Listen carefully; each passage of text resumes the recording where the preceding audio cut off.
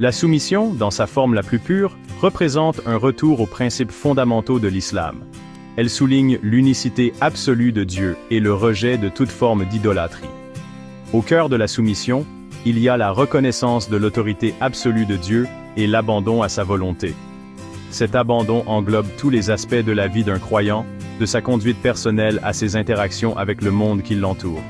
Le concept de soumission, tel que présenté par Rachad Khalifa, cherche à se défaire des couches de tradition et d'interprétation qui se sont accumulées au fil des siècles. L'interprétation de l'islam par Rachad Khalifa, connue sous le nom de soumission, met l'accent sur l'adoration de Dieu seul. Elle appelle à une relation directe et sans intermédiaire entre le croyant et le Créateur. Cette approche fait écho à l'importance accordée par le Coran à la recherche de la connaissance et de la compréhension. Elle encourage les croyants à s'engager directement avec le texte du Coran, à méditer sur sa signification et à appliquer ses enseignements à leur vie. La soumission, dans son essence, est un appel à la pureté, un retour au message originel de l'islam. C'est un rappel que la vraie foi réside dans la reconnaissance de la souveraineté absolue de Dieu et dans l'engagement à vivre une vie d'obéissance et de soumission à sa volonté. Ce message, souvent perdu au milieu des interprétations culturelles et du poids de l'histoire, est central à la compréhension de l'islam par Khalifa. Au centre du concept de soumission se trouve la croyance au Coran comme seule source de guidance divine. Rachad Khalifa soutenait que le Coran, révélé au prophète Mahomet il y a plus de 1400 ans, est la parole complète et inaltérée de Dieu. Il croyait qu'il contient toute la guidance dont l'humanité a besoin pour retrouver son Créateur. Khalifa maintenait que le Coran est autosuffisant et explicite. Il rejetait l'idée que l'on ait besoin de sources externes, telles que les hadiths et la sunna, pour comprendre son message. L'accent mis par Khalifa sur le Coran comme seule source de guidance découle de sa croyance en son origine divine et en sa capacité à guider l'humanité vers la vérité et la justice. Il considérait le Coran comme un miracle vivant, un témoignage de la puissance et de la sagesse de Dieu, accessible à tous ceux qui recherchent sa guidance. La position de Khalifa sur les hadiths et la sunna, bien que controversée, reflète son attachement à ce qu'il considérait comme la pureté du message coranique. L'un des aspects les plus fascinants du travail de Rachad Khalifa est sa découverte d'un code mathématique intégré au Coran, un code centré autour du nombre 19. Khalifa affirmait que ce code sert de preuve irréfutable de l'origine divine du Coran. Il soulignait les schémas numériques complexes trouvés dans le Coran, des schémas qu'il croyait être au-delà de toute fabrication humaine. Les recherches de Khalifa ont révélé que le nombre 19 apparaît dans divers aspects de la structure du Coran, tels que le nombre de versets dans certains chapitres et la fréquence de mots spécifiques. Ces découvertes, selon Khalifa, ne pouvaient pas s'expliquer par le hasard ou par une conception humaine. Le code coranique, tel que présenté par Khalifa, n'est pas simplement une curiosité mathématique. Section 4.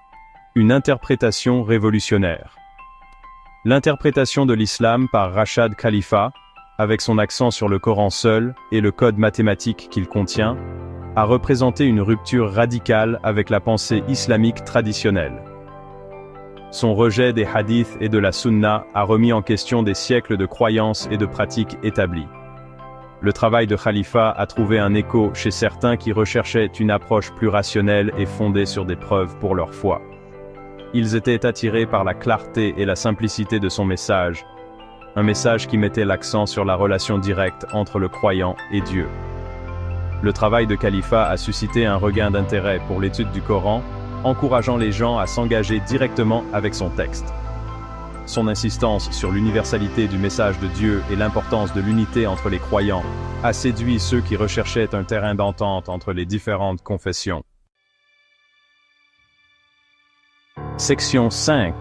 Défis et opposition. Les idées révolutionnaires de Khalifa n'ont pas été sans susciter des défis et de l'opposition. Son rejet des hadiths et de la sunna, une partie fondamentale de la pratique islamique traditionnelle, a attiré de vives critiques de la part de nombreux membres de la communauté musulmane. Il a été accusé de déformer la foi islamique et d'induire ses disciples en erreur. la controverse entourant les enseignements de Khalifa a finalement conduit à son assassinat tragique en 1990. Malgré l'opposition et la fin tragique de sa vie, les enseignements de Khalifa continuent de résonner auprès d'un nombre important de personnes dans le monde entier. Son travail a déclenché un débat au sein de la communauté musulmane sur le rôle de la tradition et de l'interprétation dans la compréhension de l'islam. L'héritage de Khalifa est complexe, marqué à la fois par l'admiration et la controverse. Section 6. La finalité du message de Dieu. Au cœur des enseignements de Khalifa se trouve la conviction que le Coran représente la révélation finale et complète de Dieu à l'humanité. Il soutenait qu'il remplace toutes les écritures précédentes, y compris la Torah et les évangiles. Selon Khalifa, le Coran est l'aboutissement du message de Dieu à l'humanité, un message qui avait été révélé par étapes à travers divers prophètes tout au long de l'histoire. Le Coran, selon Khalifa, n'est pas simplement une continuation des révélations précédentes, mais une correction et un achèvement de celles-ci. C'est la parole finale de Dieu, destinée à guider l'humanité jusqu'à la fin des temps. Ce concept du Coran comme révélation finale n'est pas propre aux enseignements de Khalifa. Section 7. L'universalité de la soumission. Le message de soumission de Khalifa transcende les frontières de la religion et de la culture. Il croyait que le message du Coran est universel, destiné à toute l'humanité, quelle que soit son origine ou ses croyances. Khalifa affirmait que la véritable soumission à Dieu n'est limitée à aucune religion ou ethnie particulière. Il envisageait un monde où des personnes de tous horizons pourraient s'unir sous la bannière de l'adoration de Dieu seul, reconnaissant sa souveraineté absolue et s'efforçant de vivre conformément à sa volonté. Cette vision d'unité et d'universalité est un puissant antidote aux divisions et aux conflits qui affligent notre monde aujourd'hui.